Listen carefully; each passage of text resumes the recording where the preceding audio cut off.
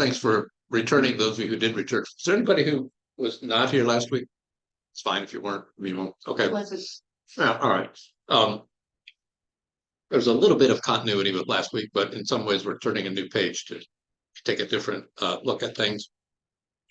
Last week we touched on overarching kind of picture of Mark's account in the gospel and looked at the key points of conflict between Jesus and his opponents, the ones that Dave mentioned in the sermon this morning, the religious, the political, but also the familial and even the disciples who were at odds at various points. But now today and next week, we'll look at how everything that's come before culminates in Holy Week. As we said last week, Mark's gospel in some ways is really just a passion story with an extended introduction. And there's more, percentage-wise, there's more of Mark's gospel devoted to Holy Week and the passion narrative than any of the other gospels, although the other gospels are longer in terms of sheer numbers of words. But Mark is setting us up really to get into the story. And one of the things we'll see is that the things that we may think we know best about the events of what we call Holy Week actually aren't in Mark's gospel. We bring those in from other gospels, like the Gospel of John, which I will do this morning too. But with that in mind, let us pray and then we'll begin. The Lord be with you. God, you are almighty and you are merciful in that mightiness. Draw us closer, we ask this morning, in the presence of your Spirit to understand more deeply and love more earnestly. Jesus, who came to be our Savior on the terms that you set, not on our terms. Help us to understand who we are, what we long truly to be saved from and saved for, and what it is that you are calling us into through these events that await us at Holy Week. And we ask it in the name of Jesus. Amen. Amen. Okay. So, overall purpose for what I want to try to do today is to and now I can't. Let me. All right, just give me the next slide. Whatever. I want us to try to discern more carefully who Jesus is as Messiah, and then what it means to follow as disciples, students, followers of that kind of messiahship. So, first issue on the table is, how many of you grew up referring to what we'll celebrate next Sunday as Palm Sunday? Almost everybody. Did anybody grow up thinking of it as Passion Sunday? Does anybody now think of it as Passion Sunday? No. Okay. Michelle's only a little iffy down there. Okay, well, after the next hour is over, we do more officially refer to it now as Passion Sunday, and there are reasons though for both, and both terms have something useful to say, but they say it, I think, somewhat differently. I mean, really, we could call what we observe next Sunday the entry into Jerusalem Sunday. Not very catchy, probably not not likely to catch on, but that's really what we're talking about. This is the day when Jesus, having done most of his ministry in Galilee in the north, not all, but well, depending on which gospel account, but now in Mark's gospel, everything is pointing toward his arrival in Jerusalem. So this is the entry into Jerusalem Sunday. But even with that, the Matthew, Mark, and Luke don't actually designate that it happened on Sunday, the first day of the week. We get that from John. And then it's even a little bit oblique, because John tells us that Jesus came to Bethany 6 days before the beginning of the Passover, and then that, which would have been a Saturday, and then the next day Jesus comes to Jerusalem. So by inference, we can say, okay, it was the first day of the week on Sunday. Of course, Sunday was like our Monday in that sense. But so Actually, none of that really matters very much. But that's how we get to this. So I thought let's if you give us the next slide there, Dave. Oh, okay, keep going. We already talked about that. Is that clear enough that anyone can read that? No, not at this angle. Yes? Oh, can you read it, Kathy? When they were approaching So let Jerusalem, me just say, so this is Mark's version of the entry into Jerusalem. Thought we'd just go to that. Yeah, go ahead. when they were approaching Jerusalem at Bethphage and Bethany, near the Mount of Olives, he sent two of his disciples and said to them, "Go into the village ahead of you, and immediately as you enter it, you will find tied there a colt that has never been ridden. Untie it and bring it. If anyone says to you, 'Why are you doing this?' just say this, 'The Lord needs it and will send it back here immediately.'" They went away and found a colt tied near a door outside in the street. As they were untying it, some of the bystanders said to them, "What are you doing untying the colt?" They told them what Jesus had said, and they allowed them to take it.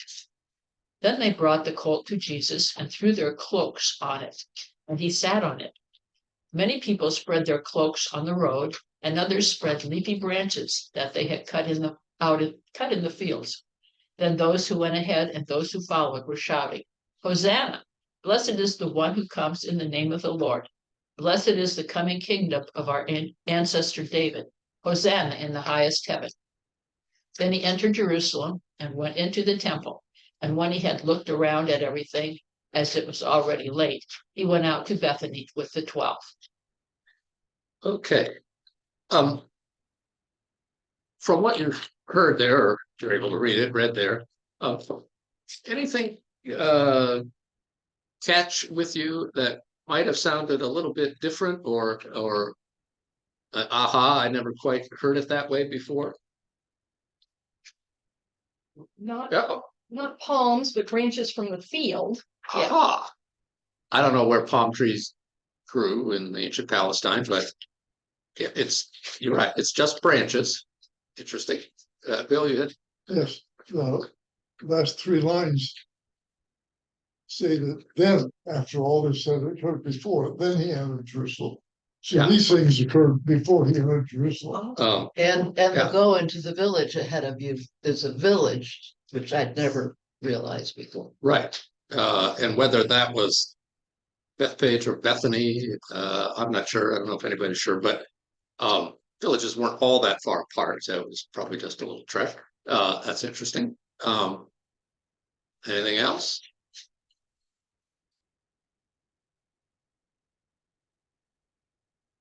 But he was in and out. I mean, he went into Jerusalem and then he turned around and went back to Bethany. Yes. Right. So, and we'll find him outside of Jerusalem, of course, by Thursday evening and so forth also. Does it, have you ever wondered why the person that the disciples asked for the colt said, "Oh yeah, sure, take it"? I know. Seems a little supernatural-ish to Bill. Yeah, okay. It's a Jedi mind trick. Yeah. Yeah. Well, although some have suggested that maybe Jesus had previously talked to this person and set this up. And so, but Mark, always in a hurry to get on with the next thing, doesn't include that. Well, none of the Gospels do, but it's possible that Jesus knew this person and already set this up. And oh yeah, you're from the Jesus guy, and yeah, you can have the colt. I don't know. It would be more in keeping with John's Gospel to have the mysterious supernatural Jesus who just, whatever. But in any event, it's just a little bit of a side note. But again, so where are the palms in this account? They're not there. We'll have more to say about palms in a few minutes, but this is the short, concise version. In fact, Matthew also refers to branches. John only refers to palms. My recollection is Luke doesn't mention either one of them for some reason. Okay. So part of part of what to get our heads around here is that the celebration of the entry into Jerusalem Sunday, or whatever we want to call this, is depicted slightly differently in each gospel account for different reasons, because each author or implied author has a different sort of angle, a different way to shine the light on what's going on here. In Mark's gospel, it seems that Mark wants us to be focused here on Jesus' humility. It's only as we get toward the end does Jesus finally own the term Messiah. Otherwise, he goes around. You may remember we talked about the so-called messianic secret. Whenever people want to call him the Son of God, and Peter wants to blab it out, he says, "No, just shh, don't even go there yet." It's he's trying to tamp down expectations. Um, in Mark's gospel, Jesus is not until the end referred to as king. So there's not a royal expectation set up in that sense. In fact, I was talking this over last night with my wife, who's going to preach on this story next Sunday, and she was asking me questions, but then told me something I didn't know. There's a Jewish understanding and tradition that humility, the way humility is defined as taking up no more space than you should. It's an interesting way to say it, which is not to say that you don't try to take up any space. You have a place in the world and so forth, but you occupy your role and space appropriately. And we obviously know what humility doesn't look like when somebody just sucks up too much oxygen in the room, and what I like to call sort of blather casting or bloviating, and so forth. That's not Jesus, and Mark really is intent on having us understand this kind of a Jesus. So let's see here. Go to the next slide there. Go ahead. So we're going to get at two different angles here. I think anyway. Palm Sunday is a way of, if we use that term, one way it's useful to us is to think about our feelings about Jesus entering into Jerusalem. Passion Sunday becomes a way for us to stress and think about God's feelings about Jesus as the entrance into Jerusalem happens. We'll unfold that a little more, but we've got two different angles to work off of here.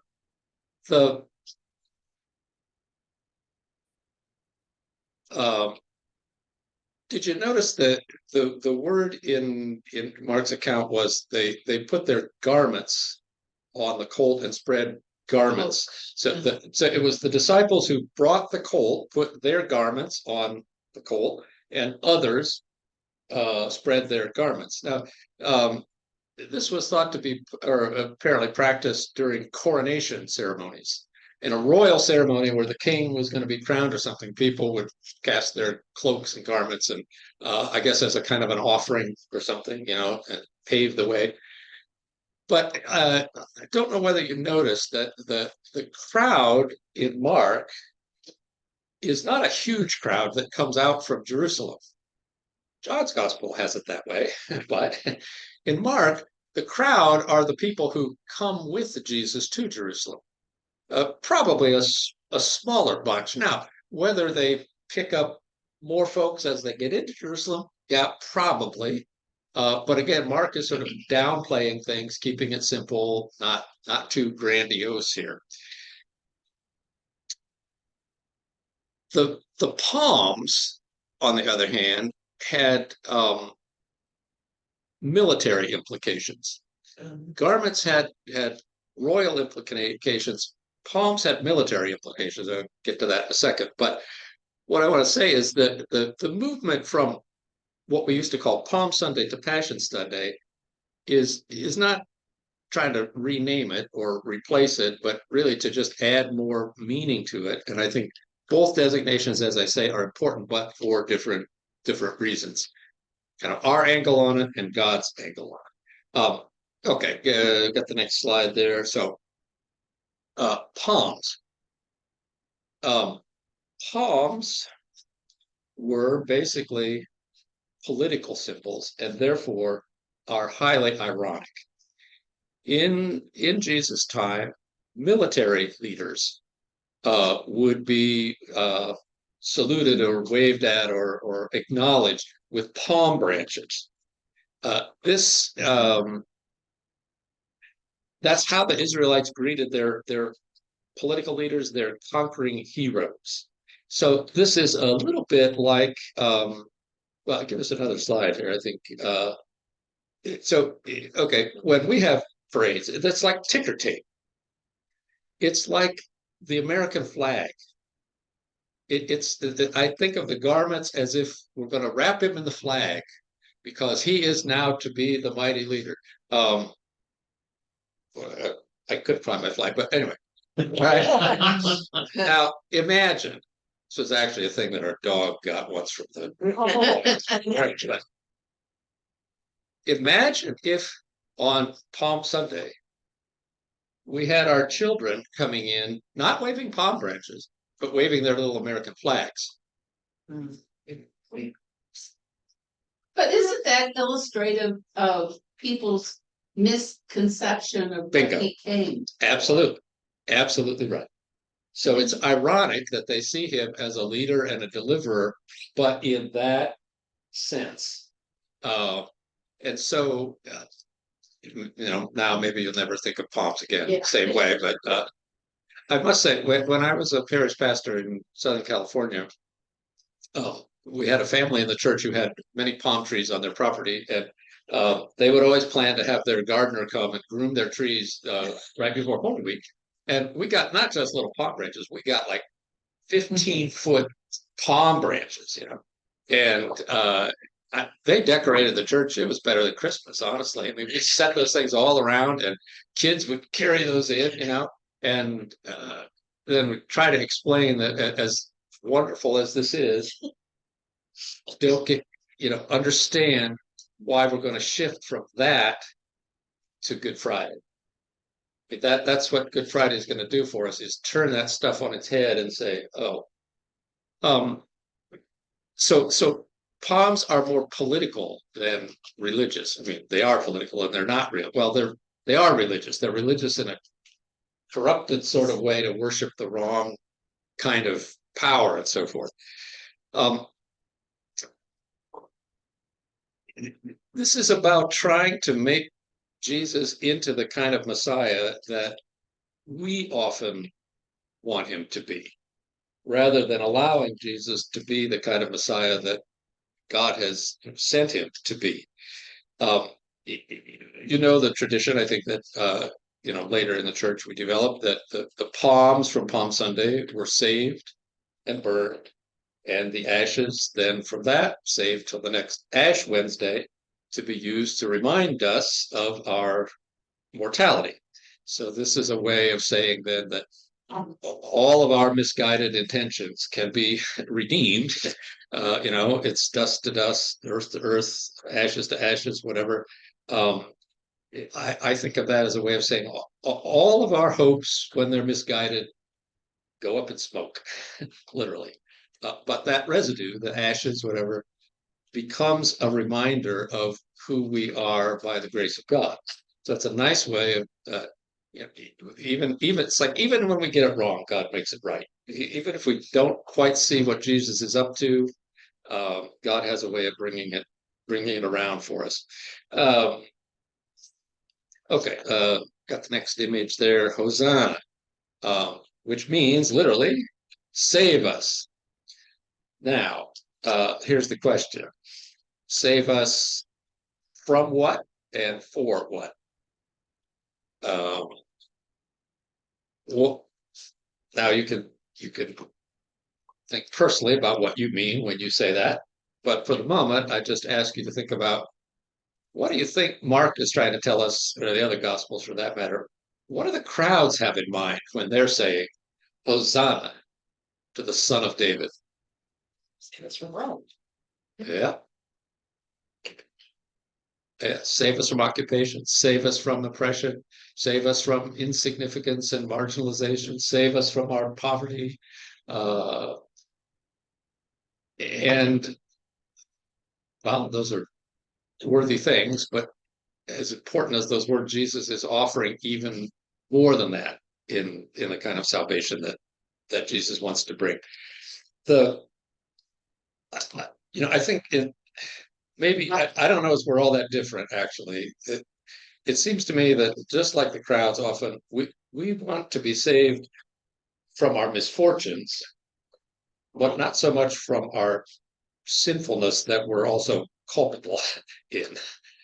Save us from the stuff that other people are doing to us. Not so much save me from myself. But that's part of the deal here. It's save me for a life that's easier, more comfortable, not so bothered, not so oppressed and occupied, whatever, rather than save me for a life of service that's going to cost me something. Give me the next image there. And okay. We have to talk about that. Yeah, one more. Take that in for a minute. Get it?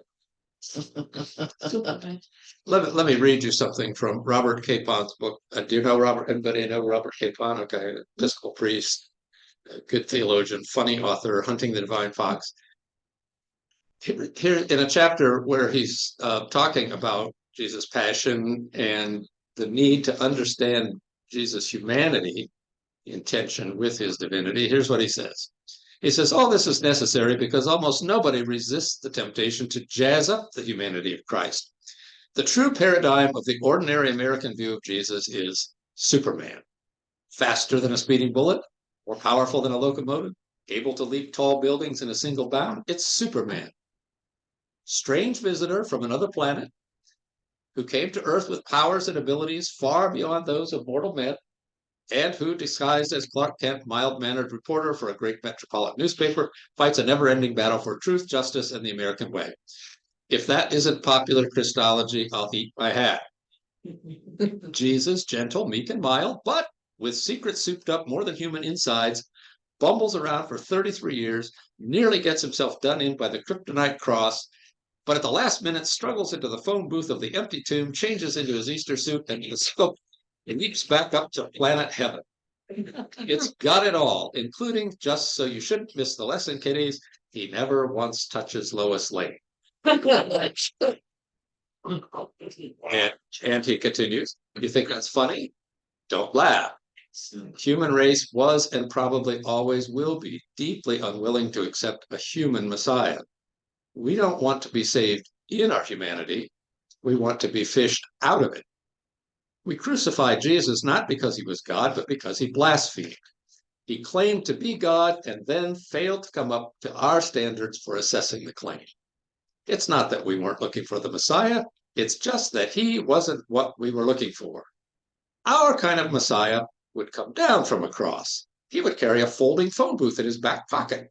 He wouldn't do a stupid thing like rising from the dead. He would do a smart thing, like never dying in the first place.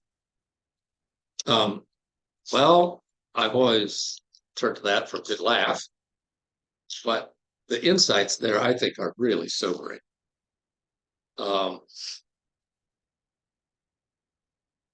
This is the Jesus that's now being cast by much of what is passed off as American Christianity.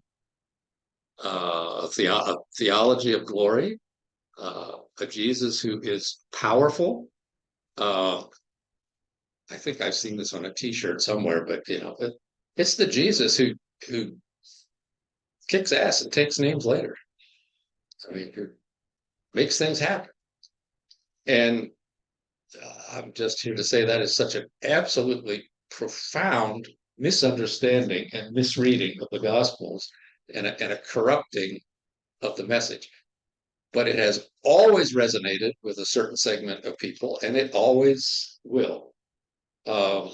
part of our witness, I think, is to say no to that business. That we have to listen to what the Gospels are really trying to tell us about who Jesus is and who Jesus is. Okay, let's go to the next image. Okay, so passion. So we have palms, all the political stuff. Let's talk about passion. Passion has the same root as the word we get in English of being passive. But try to understand that in a good way. To be passionate means you have what? Strong feelings towards something, right? Strong emotion. To have a passion means there's something you just can't resist. And when something becomes our passion, it has power over us. We even say we suffer under its power. I'm just passionate to see, this or that issue dealt with fairly, and it can consume you. Well, that's what the passion of the Christ is about. Jesus suffers from the passion that he has for humanity, and he suffers in a passive way, which is to say, when the opportunities present themselves for him to be Superman, he doesn't do that. He engages violence differently, whether that's physical violence or just emotional, rhetorical violence, as he's constantly being badgered by his opponents and so forth. He finds clever ways to subvert and redirect what they're trying to say, and tells the parables that they walk away scratching their heads and saying, I mean, it's a parable when you walk away from it saying, I'm not exactly sure what he meant, but I'm pretty sure I don't like it. But you have to figure that out. So Jesus brings passion to the issue, and that image from the Passion of the Christ, that was, I don't know what, 10 years ago. I'd never have any of you seen that film? Yeah. I still have not seen that. I think It was like more than 25 years ago. Yeah. You look for things at 90s. the TV. Oh yeah, it was around 2000, wasn't it? So, well, anyway, what I have seen and I know about it, I mean, it was a gruesome depiction of suffering and death, and we'll get into that all more here when we talk about Good Friday next week. But let's see, let's go to the next image, and then we got to get on to Maundy Thursday here.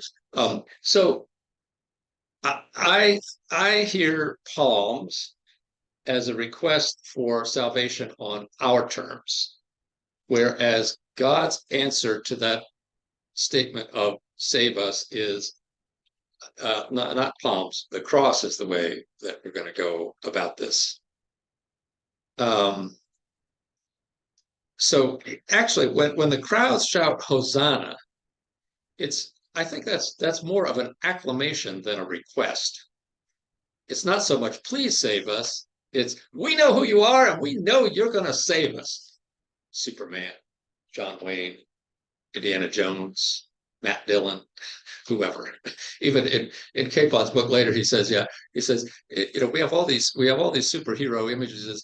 Even Lassie. and he says, a dog, for Christ's sake, literally. Lassie, who always gets it right and always shows up and always saves the day. And just all of the superheroes, we always know that they're going to live till the end of the movie and they're going to make it through and so forth. Okay.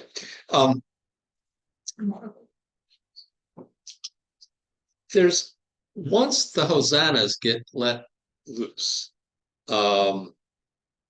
there is now a sort of inevitability that starts to unfold, because Jesus is not going to succumb to that, and Jesus is going to put himself under his Abba's will and desire, and we're going to move right into Thursday and Friday. Any of you familiar with Andrew Lloyd Webber's Requiem? You all know what he wrote, Jesus Christ Superstar, right? Okay.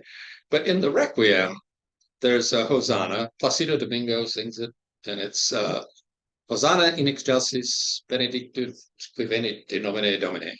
Blessed is the one who comes in the name of the Lord. It's magnificent. You got to look it up. In fact, Do I? Let's see if I got it quickly. I'll. Here. Wait. Never mind. Can't get to it. No. Sis benedictus vivente nomine Domini. Okay. And one time when I was doing this, I'm gonna play that. It's so magnificent.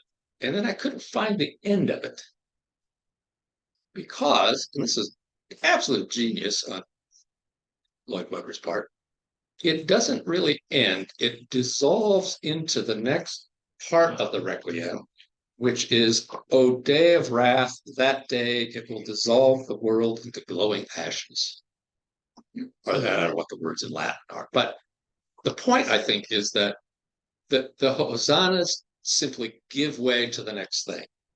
There's no, we're not allowed to just capture that in the moment, because he knows in the writing of the Requiem that this is about our own mortality and death and need for salvation and so forth. So, again, I think God answers the acclamation, that we know who you are and you're going to save us with, well, really, here's the cross. Think about that. Commentator on Mark's Gospel, Fane Perkins, who's excellent scholar, I love the way she puts this. This kind of sums up Mark's sure what's going on here. She wrote that Mark shows us the grandeur of the divine lowliness that comes in Jesus. The grandeur of the divine lowliness. That is a very different way to think about messiahship. Humble, well, so that the Gospels quote Isaiah, humble, riding on a colt. All right. I'm going to turn the page now to Thursday. Can we do that? So Maundy Thursday. We don't get much of an account of we get some account of what goes on in the other days of the week, but each gospel tells that differently. One gospel has the cleansing of the temple happening in Holy Week. Others haven't happened before. John has a long bunch of talk about what Jesus is saying. And so, but anyway, we're going to hit the fast forward button. Now we're on Thursday. Okay. Did everybody grow up talking about this day as Maundy Thursday, or did anybody use Holy Thursday? Maundy Thursday. Okay, what does that word mean? Commandment, right? From Latin. No Latin scholar here today. Yeah, the same word we get the word mandate from. So now we're outside of Mark's Gospel, because let's see here. There really is very little in Mark's Gospel about the upper room and the Last Supper and so forth. We get it fleshed out more completely elsewhere. But in John's Gospel, Jesus says, a new commandment I give to you, that you love one another. That's where we get the word Maundy Thursday from. It's not, we could talk about this as the Thursday of the institution of the Last Supper. We don't. So that's the day when we celebrate, but we also contemplate the meaning of this new commandment, to love one another. Let's see, go to the next piece there. So here's the new commandment. Hit another one there. You shall love your neighbor as yourself. And I asked, terrific. What's new about that? That's I don't know, it doesn't sound that difficult. This is like Sunday school and right out of the Old Testament, and that's right out of Leviticus. You shall love your neighbor as yourself, Leviticus 19:18. And it's even more sort of underwhelming because Jesus says, love one another. And remember, he's talking here to a tight circle of followers. He is not saying you need to love the whole world. He's given a very minimal piece here, actually. Thank you, Jesus. We don't have to love the whole world. So he's saying this to his disciples, and then by implication, us. in some ways, it's like, you don't, okay, I'm not even asking you yet here to stretch any farther than the next pew, okay? Yeah, how hard can that be? Yeah, well, But the better you know people, I, I, more difficult. yes, I would say damn near impossible. Because inability or unwillingness to love the people who are closest to us is a damnable indictment. And we all know what it's like to try to get by in families sometimes with people who are, you just know too much, you're around them too much. The more you know, the harder it can get. And so what seems like, that's no big deal. It's got to, love the people close to me. No, that's maybe the most strenuous challenge that Jesus could give. And in a kind of foreshadowing of what the church will become, you all are going to have to stay together. So in other words, after Peter, he doesn't say this, but the implication will be, after Peter screws up, you stay close to him and don't cut loose. You're all going to screw up, but don't turn on each other. You're going to need each other. Okay. Let's see. Give us one more there. Yeah, that's the real challenge. And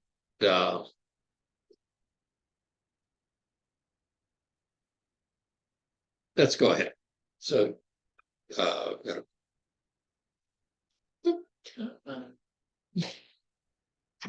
we go. Okay, so the meal. I think that's El Greco's depiction of the Last Supper. I did want to use Da Vinci. I mean, I was in Milan a few years ago where the Da Vinci's Last Supper is, and it was closed for restoration. I didn't get to see it, but hey, yeah, there's a name. Reason to go back. Yeah, well, a lot of reasons to go back to Italy. The loving one another. I mean, think about that for a minute, what that really means. It is, Jesus did not say, I want you to be nice to each other. I've always said to students in class, nice is not a Christian virtue. In Paul's enumeration of the gifts of the Spirit, love, peace, patience, blah, blah, blah, nice ain't in there. Merely being nice is not even close to what Jesus is talking about when Jesus says love one another. Jesus did not say, I want you to tolerate one another. No, that's not taking it far enough either. Paul, whoever wrote Ephesians, probably wasn't actually Paul, but in Ephesians, we're told Christians are to speak the truth in love. And that's where niceness gets set aside. Sometimes the truth is hard, but if you love people, you tell them the truth, right? You just sit them down finally and you say, this deal you're having with the bottle, I can't abide it anymore. I love you too much to see you going on in your addiction. I want you to get help, or whatever else the case might be.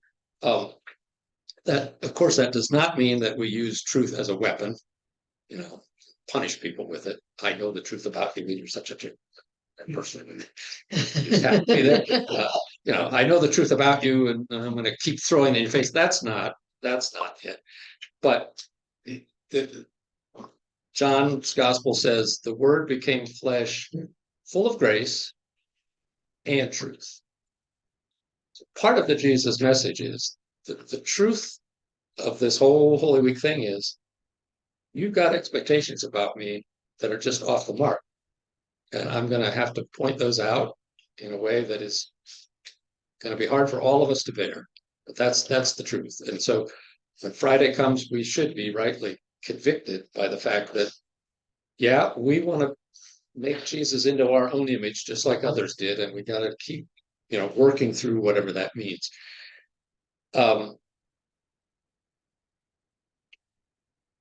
This is what Lutherans, by the way, mean when we're talking about law and gospel. Gospel is the good news. You're in, you're saved, you're good, you're taken care of. God is merciful. Law is the negative message that says, but come to an honest assessment of who you really are and what the world is really all about. It's the law becomes like a mirror that's held up to us. It just says, take a good look at yourself. and you are not going to get through this on your own. And all your efforts to think that you are, sorry, are misguided and not, they're not going to get you there. That's the difference between, just to go back to last week, the righteousness of the Pharisees that Jesus was so down on all the time was a kind of, well, self-righteousness. We can, by our own efforts, make ourselves into rightness.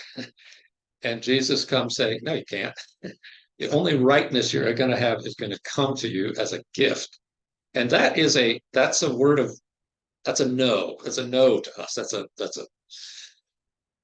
hard truth we have to bear, but in the end, a redemptive truth. Okay, so to the Eucharist, what do we get out of that? Jesus doesn't just command us to love, he equips us to love. And so the Eucharist becomes the way of equipping the followers to love one another. Let's see, I think we got give me another slide here. Yeah, or what is it? I'm off track. Maybe not. Yeah, give me one more. The foot washing. Yeah, that's the one I want. Okay, so this is also part of the Thursday events. Now, how many of you ever participated in foot washing?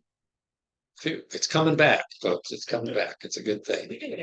Yeah, because We get very few of you at our washing stations. if you've never done this, I was late coming to this. I didn't do this when I was a kid or whatever. We started to do it at the seminary. It's as long as you remember, don't wear pantyhose that day or whatever. Be washed, but it's very meaningful, and it's just something that of course, none of us really feel comfortable. I don't know anybody touching my feet, but Jesus washed feet. This is as much a part of the Holy Thursday observance as the Eucharist is. We always, of course, have communion, on Thursday. I want to say the two, in many ways, need to go together because the Eucharist is the nourishment and the equipping for doing the serving that this symbolizes. Let's face it, if the Pope can do it, why can't we? I mean, I want to be able to do that. The saying, right? We are what we eat, right? Garbage in, garbage out, that kind of stuff. Well, I think Karl Broughton, Lutheran theologian, the late Karl Broughton, used to say that most of the time what we eat is counterfeit food. We eat junk food, we eat chemicalized food, so forth.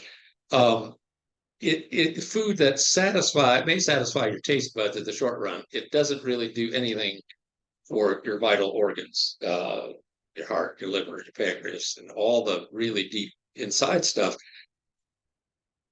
When Jesus says, "This is my body," it's a way of saying, eat the right stuff. I mean, we're so inured, so close to those words, "This is my body, this is my blood." I think the shock value of that pretty much has worn off. It hadn't worn off in the early first centuries. Christians were accused of being cannibalistic. Outsiders heard them say, "They're eating body and drinking blood." Well, it should be somewhat shocking that it's that intimate and so forth. But anyway, that's what Jesus said. The Eucharist is bringing life and health. It is the presence of Jesus as we participate in that. And this is his body for us. And as we eat it, we become his body, the church. So that that's where our service begins and starts and so forth. And then we're set loose into the world to love and be nourished and so forth.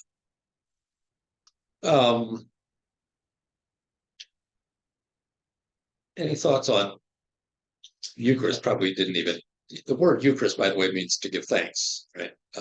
Probably called it communion, but does that bubble anything up for you? Yes. This morning, the hymns Uh-huh. and even the anthem, washed in the blood of the Lamb. I I mean, can we do away with that sort of stuff? no. You can't, and here's why. Um, although I get it, it's kind of gross. What- I think because it honors some ancient insights from a time that we don't live in anymore, but which have been kind of baked into the evolution of human beings. Blood as we don't see much. Well, we see it in the movies, but we always know it's fake. You don't see much blood up close and personal, but it's one of the most intimate aspects of things. And blood was thought to have redemptive power. So it is a symbol. Here's a supreme irony. This is in Matthew's gospel, nowhere else. When we get to this a little bit next week too, but since we raised it, the crowds are in front of Pilate, and Pilate is going back and forth about, okay, should I just give you Barabbas then instead of the Jesus guy? No, give us Jesus, give us Jesus. And they said, well, why? Well, I haven't found he's done anything, and then the crowds say, his blood be upon us. They don't realize what they're saying. That will, in fact, be the truth. Now, I mean, as offensive as what we sang this morning might be, there are other hymns like I've just come from the fountain. Do you know that? Just come from the fountain. Just come from. It's washed in the blood. I forget how it goes. We got all kinds of about washed in the blood of Jesus. It's an ancient insight that blood was intimate and important, and in some ways purifying. About the best I can do with that is to think of it today as when you offer you offer to give blood for somebody, and blood transfusion. A couple of weeks ago, I signed up. I went in and I said, "Yeah, I'll give platelets." I forgot that they take about 2 hours to give platelets. You sit there for a long time with a needle in both arms as they suck it out and do whatever they do, and it comes back in the other arm. But I thought of that this is life giving. Nothing like the cross. I don't mean to say that, but there's something about blood in that sense. So honoring everything that you're saying about it's just kind of icky and whatever. I want to say I think it's important to hang on to it, even though it's distasteful in some ways, just to remind us of ancient insights. But that's just me. That's my opinion. But others, you got thoughts on that? Well, the blood of Passover, lambs on the Yeah, lamb's exactly. blood on the doorposts, and in a sense, an extension of the scapegoat Yes. driven out into the desert. And so there are legitimate questions about do we want to perpetuate that imagery? But it's very clear that in the gospel accounts, this is again a little more true in John. What's happening on the altar in the temple on that Friday afternoon as Passover is about to begin, the sacrifice is slaughtered. The blood is gushing. In fact, there was a trough around the altar in the temple that caught the blood. What is happening outside the walls on Golgotha is the mirror image of that. Other blood being shed as a different kind of sacrifice for different reasons. And so in the narrative of the stories, in the gospel accounts, those two events are happening simultaneously, but worlds apart, as it were. So another reason for that. Yeah. I'd like to share this. Yesterday, when we were doing some work in here, I and only I could cut myself on a box, and so Nothing like a paper. I needed a Band-Aid, and Julie was leaving, so I asked if she'd get a Band-Aid for me. I usually Band-Aid my cuts by myself, but I held my hand out there, and it was bleeding, and Julie took the Band-Aid and put it on my hand. And that was a very special moment. Well, maybe it was a small thing, but the intimacy of her putting her hand over that Band-Aid was really something else. So it wasn't a gushing of blood, but it was bleeding. And so there was another instance of blood. Can I say bingo? Another example.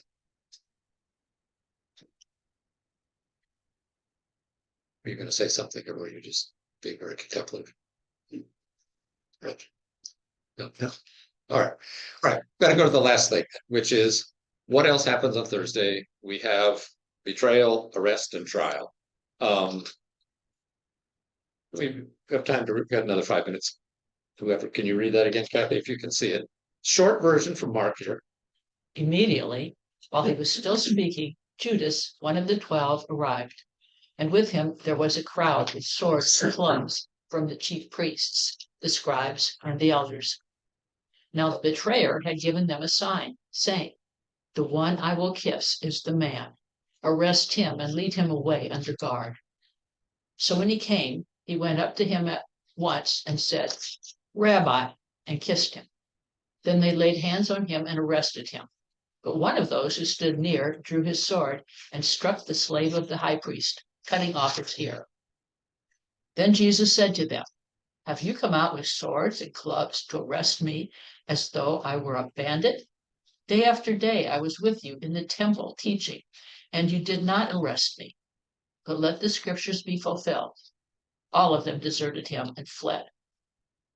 A certain young man was following him, wearing nothing but a linen cloth. They caught hold of him, but he left the linen cloth and ran off naked. What? Okay. That's an oddity that appears only in Mark's gospel. And some have suggested that this young man was John Mark, who we learn about later in Acts, and perhaps he was in fact the author of gospel that we know as Mark. No, can't be sure, but whatever. That's really a secondary kind of point somewhat. Just draw attention here to the fact that the business about cutting off the high priest's ear, in the other gospels, it's one of the disciples who does this, and it's not that clear here. And in the other gospels, Jesus reaches out and restores the wound, but not here. The attacker is not named, and Jesus does not do any healing. And again, I think this is Mark's way of saying Jesus is surrendering what power he has here and is moving into the inevitability of what's about to come. Let's see, there's another slide with the second part of this. Let's get that in front of us too. Keep reading if you've got the eyes to do it. They took Jesus to the high priest, and all the chief priests, the elders, and the scribes were assembled. Peter had followed him at a distance, right into the courtyard of the high priest, and he was sitting with the guards, warming himself at the fire. Now the chief priests and the whole council were looking for testimony against Jesus to put him to death, but they found none. For many gave false testimony against him, and their testimony did not agree. Some stood up and gave false testimony against him, saying, "We heard him say, 'I will destroy this temple that is made with hands, and in 3 days I will build another not made with hands.' But even on this point, their testimony did not agree. Then the high priest stood up before them and asked Jesus, 'Have you no answer? What is it that they testify against you?' But he was silent and did not answer. Again, the high priest asked him, 'Are you the Messiah, the Son of the Blessed One?' Jesus said, 'I am. And you will see the Son of Man seated at the right hand of the power and coming with the clouds of heaven.' Then the high priest tore his clothes and said, 'Why do we still need witnesses? You have heard his blasphemy. What is your decision?' All of them condemned him as deserving death. Some began to spit on him, to blindfold him, and to strike him, saying, 'Prophesy.' The guards also took him over and beat him. Okay. There's three kinds of betrayal going on here, I think. We've got it did not pick up in this narrative, but just before this, remember, Jesus is in the Garden of Gethsemane praying, and he asks the three disciples to keep watch with him, and they can't do it. They fall asleep at the switch, and that's a kind of betrayal. I mean, you can't even hang in there. Then, of course, the obvious betrayal of Judas, who who pretends friendship by giving Jesus a kiss, but that's just the telltale sign that this is the guy you're looking for. And then the bigger betrayal in some ways here is all of those who are around flee the scene, including this odd character with his linen cloth, whatever that may be. But in the end, it's Jesus alone who's going to meet his fate with the leaders. And it just back to the Judas thing for a minute. For me, if you think about that in contemporary terms, I think that's the Judas betrayal is, I think, very much like what happens if we try to make Jesus into the Superman image. That's sort of pretending to befriend him when in fact you're taking away the very thing that Jesus is all about. That's a sermon for another time, probably. Okay, so Jesus is then taken, everybody flees, and Jesus is taken to the council, which is actually the Greek word for council is the same word for Sanhedrin. It's named the Sanhedrin in at least John's gospel, I think. But the council is the religious leaders. So the chief priests, the high priests, the elders, the teachers and leaders, the Pharisees, whoever. And they have some authority in the system. They have whatever authority Rome is willing to let them have. And frankly, it's easier for Rome to let them have some authority so they can take care of some of the messiness. But there are certain things they don't have the authority to do. Now, it's sometimes thought, well, yeah, they couldn't really get rid of Jesus, so they had to get the Romans to do it. Not completely true. Jewish law, you go back to Leviticus chapter 24. Someone who was accused of blasphemy, and if you had two legitimate witnesses to attest to that, they could be killed by stoning.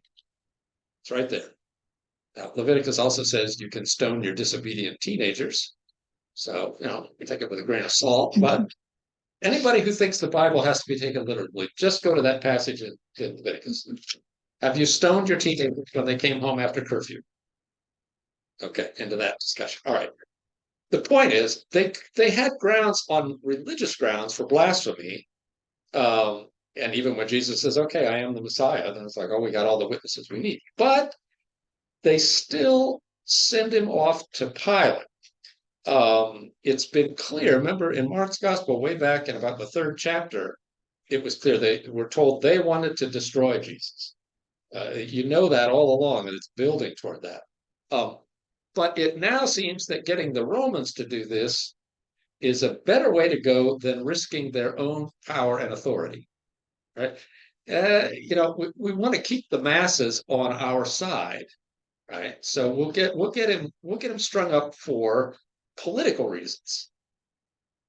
And isn't this then supremely ironic that the crowds who wanted to paint Jesus in a political light are now? It's okay. So the messianic secret, so-called, is completely out of the bag now because Jesus says, okay, I am the Messiah. And he does that, though, not with the Superman kind of, show of force thing, but now he becomes the suffering servant of Isaiah 53, the one who is lowly and meek and like a lamb who's led to the slaughter. Not the imagery of King David with royal power, right? So yes, son of David, but a different branch off of that tree, grown into something very different. So where we end up here then on Thursday night is with the opponents and the temple guards. The guards mentioned here are not yet Roman guards. These are all religious guards. The temple had a kind of its own the Levites were like the temple police force to kind of keep order and stuff. And so they were the ones physically abusing Jesus here. And then we're told that as soon as Friday morning arrives, and it's not clear whether, to me at least, whether that means after midnight or just when morning, but sometime in the dark hours as morning arrives, they hand Jesus over to Pilate. And although that in some ways that's still part of the so-called trial, we're going to pick that up next week because I think beginning with Pilate, now we're actually really into the crucifixion. So that's not just a Friday afternoon event, that's a kind of all day Friday event. So next week, it'll be Good Friday, crucifixion. And why do we call it good? It's about as gruesome as you could get. Isn't that interesting? And then Easter and what all goes with that. Whew. Okay. All right. Thank you. Thank you. And I hope to see you Tuesday evening for some proper cross. And enjoy that. Vote first. Yes, vote first. Voting is more important than Robert Frost, but it's not either or. Well, for some it is. Oh, that's if you're working on the vote. Don't forsake your friends.